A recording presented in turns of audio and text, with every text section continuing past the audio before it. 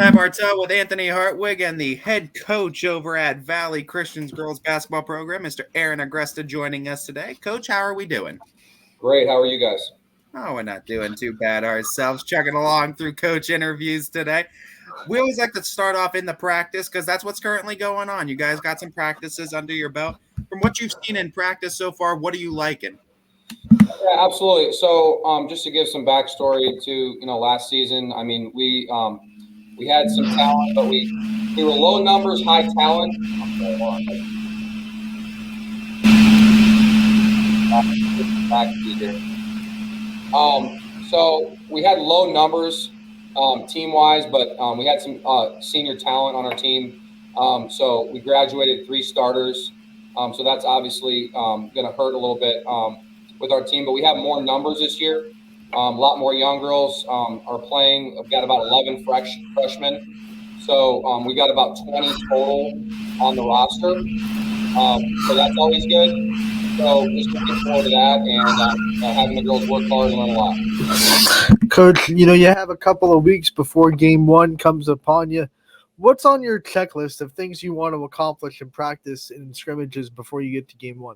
Yeah, so absolutely, fundamentals is going to be the key there, and I know a lot of coaches say that, but literally, I've decided this year I'm not installing any elaborate offensive systems or defensive systems until we offensively and defensively can have the fundamentals that we need. So we're doing a lot of passing, a lot of shooting, a lot of drills that involve all those things combined. Defensive concepts, just breaking those down individually. That's basically what the first couple weeks here has been about for our practices. So just going to focus on that.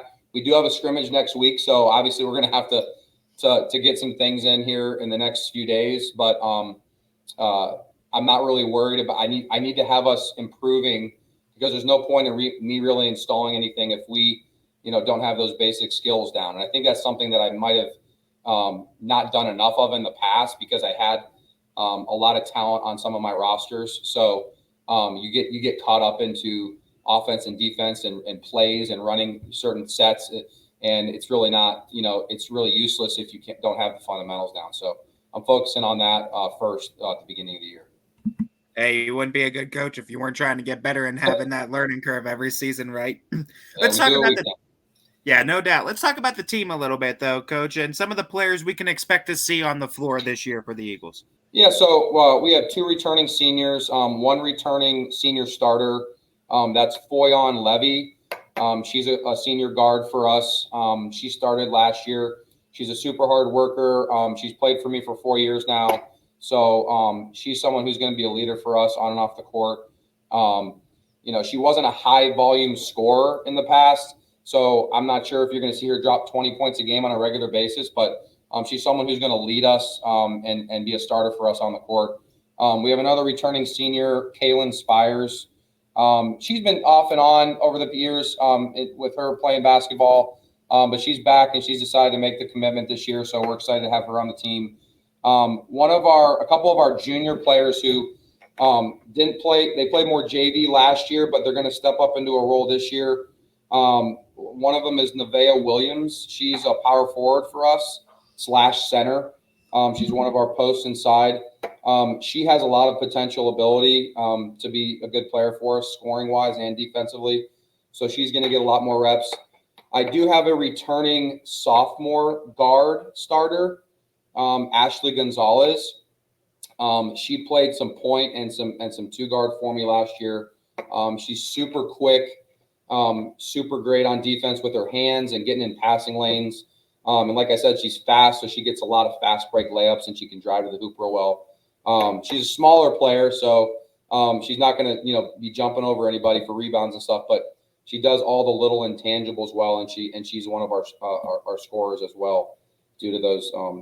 So that's the main cast that are returning. But like I said, there's a lot of girls either returning or starting this year as freshmen that are going to have to build up and get better at the JV level and help us in varsity as well too. So just really excited about the opportunities for these girls. Coach, let's dive into your schedule. Obviously, you play in a tough EOAC conference. We'll start there talking about the league you play in. What are your expectations out of it this year, and where do you think you could shake into it? Yeah, I think for the size school that we are in the league, I mean, that are in the league, I think it's probably one of the best conferences girls basketball around with some of the teams that are in there. You got Southern Local and United, who have been at the top the last few years. They have a lot of talent and depth on their rosters, so they're always a challenge to play.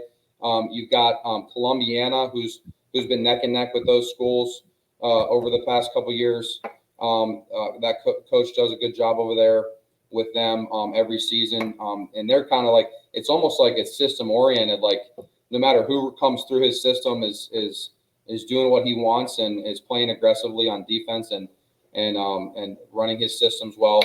And then you have some other schools who have been competitive and are even improving upon what they have been. Wellsville and Lisbon have been competitive in the league, and Wellsville maybe arguably was the most improved team last year from my perspective.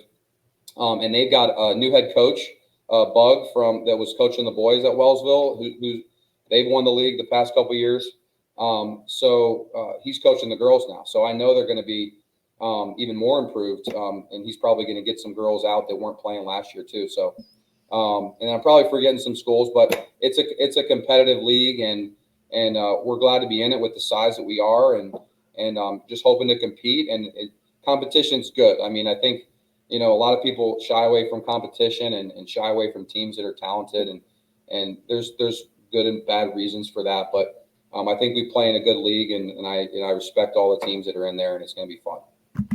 High tides raise all ships, right? So I mean, getting more competition like that is going to help you out throughout the course of the season. But the non-conference schedule will also prepare you for the conference, but it also helps prepare for the postseason. Gives you some different looks that you can't always get with the conference. What are some non-conference games that pop up this year for the Eagles that you're really excited to test these girls with? Right, we're playing. We always try to get some local schools from the city in there, so we're playing Cheney in a home and home, and they were. We played them twice last year and beat them, but they're going to be much improved this year. They've got some good young freshmen coming up along with their couple of their upperclassmen girls returning starters as well. They're going to be challenging to play. We're playing. Brookfield. We added Brookfield with the game this year. We're going to their place mid-December. So looking forward to that. They got a new head coach, and Coach Kilborn took over that team this year, and I'm familiar with him. He was a teacher next door to me a couple years ago, so that'll be a fun one. We are playing Medina Christian. This year, never played them. They reached out. They're looking for a game, and we needed a game. So we're going to do a game with them. We're playing Lowellville over in the MVAC. They're always a well-coached team, and that should be a fun crosstown game with them. And then, of course, we try to play Heartland Christian every year. Been playing them for the last few years in basketball, with boys and girls. So Heartland Christian is going to be on the non-conference schedule as well. And then last but not least, we added Sebring High School to a game.